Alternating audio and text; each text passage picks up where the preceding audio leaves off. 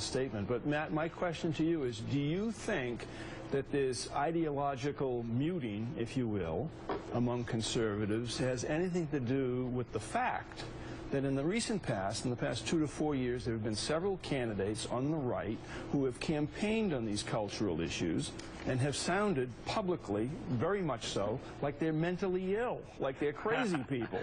Yeah. Well, that's what happens. There's a variety of reasons for that. One of the factors, I think, is a psychological factor. When you know that your ideas are not jibing, no longer, sort of in the mainstream, you end up sounding bizarre. But I guess what I'm arguing for is, rather than sort of have this very convenient escape hatch of all of a sudden we're libertarians, right, let's actually grapple with the issues. Like, should conservatives be for gay marriage? Should they continue to be against it? That is a legitimate debate.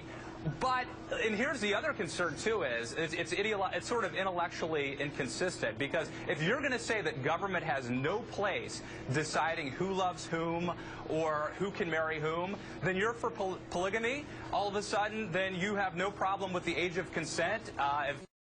And so government obviously has a responsibility and a role to play. The last thing I would say is... The question is, though, before you are Santorumed here, you are not suggesting that if you're for gay marriage, you are for polygamy. You are simply saying conservatives can't be cowards and suddenly say Republicans have no place in these moral issues. Can I just say, for convenience sake, you're talking about this convenient position. This says, I guess I am just such a convenient guy, because this has always been my position, which is I don't want the federal government banning gay marriage. I don't want the federal government accepting it. I still think that marriage, as well as some of these other social issues like abortion, can be left to the states. And by saying that, I, of course, managed to offend everybody, which is a very wonderful place to be. But today, I must say, I've offended everybody on the left and the right since 1994. That's what you do. And my position actually was more progressive than Barack Obama's position in 2012,